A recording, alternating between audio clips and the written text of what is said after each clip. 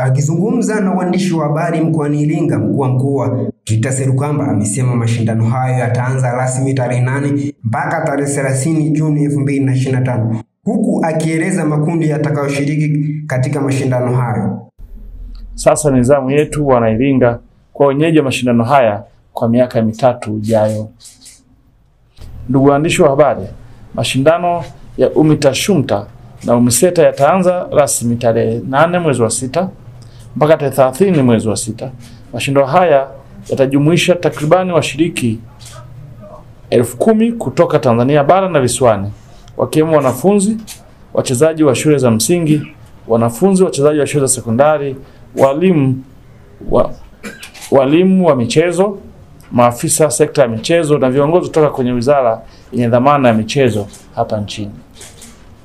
Mashindano ya UMITA-SHUMTA yataanza tarehe 8 mwezi wa 6 hadi tarehe 17 mwezi wa 6 na yanatarajiwa kufunguliwa rasmi na Mheshimiwa Kassim Majaliwa, mbunge wa waziri mkuu wa Jamhuri ya Muungano wa Tanzania, tarehe 9 katika viwanja vya Kichangani. Aidha, ameeleza pia namna walivyojiandaa kimichezo na namna ambavyo mkoa wa Iringa utakavyonufaika katika mashindano hayo. Ndugu waandishi wa habari, napenda kualika wananchi wa mkoa wa Iringa kushiriki kwa kwenda kushuhudia mashindano ya michezo mbalimbali.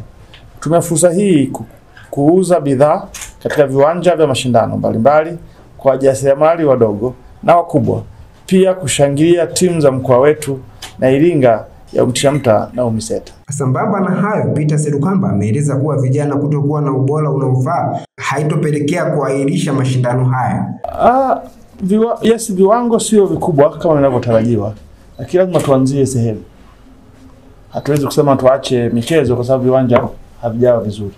Na ndio maana unaona sasa tunafanya miaka 3 mfululizo. Ili na uwekezaji nao ukifanyika mfululizo, tunakuwa na viwanja vizuri vya michezo hiyo.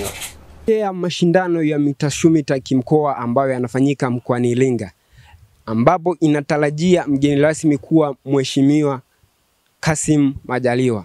Mkuu wa mkoa wa Iringa Mheshimiwa Peter Serukamba amewataka wafanyabiashara kuchukulia kama fursa na wakazi wa Iringa kujitokeza viwanja mbalimbali vitakavyofanyikia mashindano hayo.